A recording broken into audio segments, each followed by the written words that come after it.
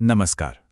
आज हम एक ऐसी पौराणिक लड़ाई को समझने जा रहे हैं जहां अमरता ही सबसे बड़ी परीक्षा बन जाती है। ये कहानी है हनुमान की, और उनका सामना होता है एक ऐसे दुश्मन से जिसे हराना लगभग नामुमकिन था। ये सिर्फ ताकत की नहीं, बल्कि स्ट्रैटेजी और डिवाइन पावर की एक जबरदस्त कहानी है। तो कहानी की शुरुआत होती है एक बहुत ही अजीब मंजर से। रात खत्म हो रही थी और आसमान का रंग गहरा लाल हो रहा था। पर यह सुबह वाली लाली नहीं थी। नहीं, ये कुछ और था। एक अप्राकृतिक संकेत। हवा में एक अजीब सी बेचैनी थी जो बता रही थी कि कोई बहुत बड़ा खतरा आने वाला है। हाँ, ये जो लालिमा थी, ये कोई नेचुरल फिनोमिनन नहीं था। ये तो असुर ऊर्जा का सीधा सीधा सबूत था।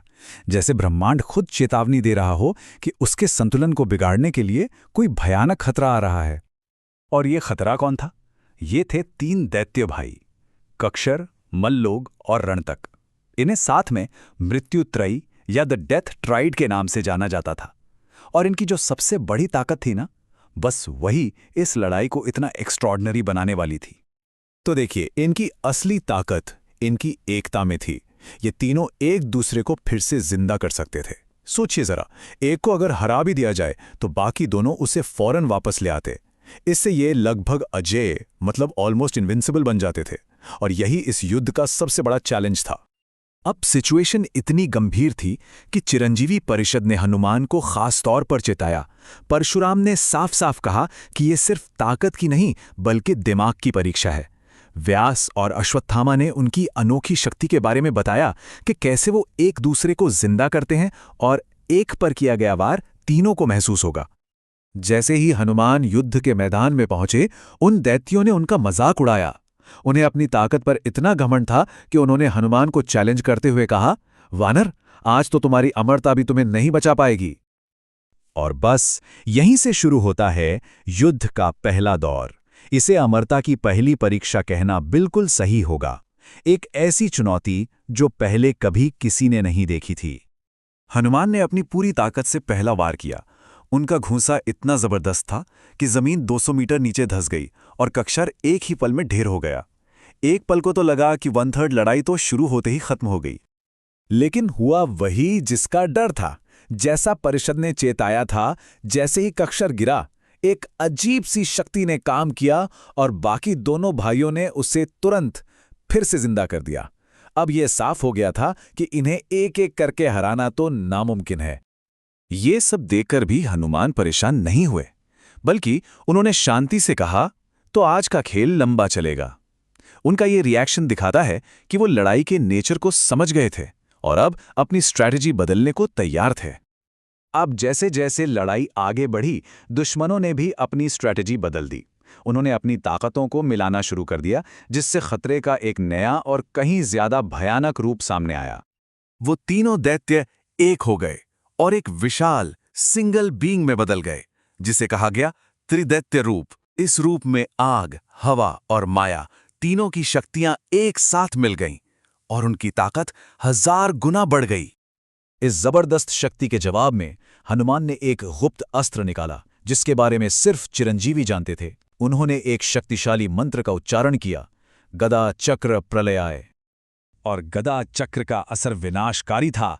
इसका 3 स्टेप हमला त्रिदैत्य रूप की हर डिफेंस को तोड़ता चला गया।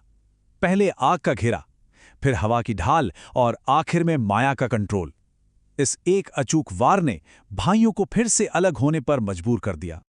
जैसे ही लगा कि हनुमान ने लड़ाई पर काबू पा लिया है, तभी युद्ध भूमि में एक और ज्यादा भयानक शक्ति आ गई। ये कोई आम दैत्य नहीं था, ये था काली नृसिंह, भगवान नृसिंह का एक काला नकली प्रतिबिंब। इस नए दुश्मन ने आते ही अपना असली इरादा साफ कर दिया। उनका असली निशाना हनुमान नहीं थे, बल्कि भविष्य के अवतार कल्कि थे। वो कल्कि को आने से रोकना चाहते थे। अब इस लड़ाई के मायने और भी ज्यादा बड़े हो गए थे। और अब हम पहुंचते हैं लड़ाई के उस क्लाइमैक्स पर, जहां हनुमान को उनकी आखिरी हद तक धकेल दिया जाता है और उन्हें अपना परम आखिरी रूप दिखाना पड़ता है। एक पल के लिए ऐसा लगा कि शायद हनुमान भी हार जाएंगे। दुश्मनों की मिलीजुली ताकत उन पर भारी पड़ गई और उन्होंने हनुमान को जमीन पर पटक दिया। ये लड़ाई का सबसे डार्क मोमेंट था, एक टर्निंग पॉइंट। लेकिन हार के उसी पल में हनुमान ने अपने प्रभु श्री राम को याद किया, और बस उसी पल एक अविश्वसनीय ट्रांसफॉर्मेशन शुरू हुआ।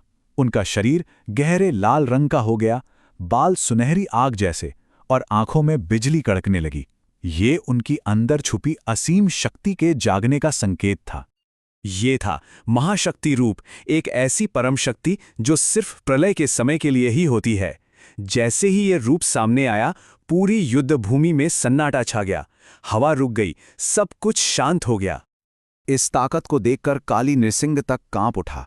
उसने खुद कहा, ये शक्ति, ये तो देवताओं से भी परे हैं। उसे समझ आ गया था कि वो किसी देवता से नहीं, बल्कि साक्षात प्रलय से लड़ रहा है। हनुमान के इस रूप में आते ही लड़ाई का नतीजा तय हो गया। अब अंधकार को अपनी पहली और बहुत बुरी हार का सामना करना था। महाशक्ति रूप की ताकत कल्पना से भी परे थी। एक के बाद एक बिजली की रफ्तार से हमले हुए।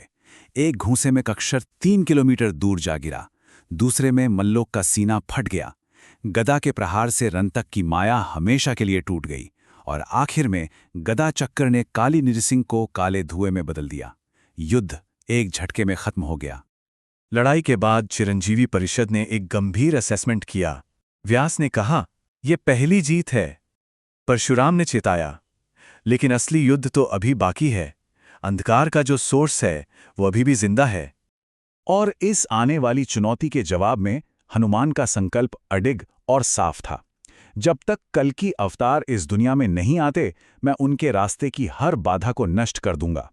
ये एक जीत, एक बहुत बड़ी आने वाली महागाथा का सिर्फ पहला अध्याय थी।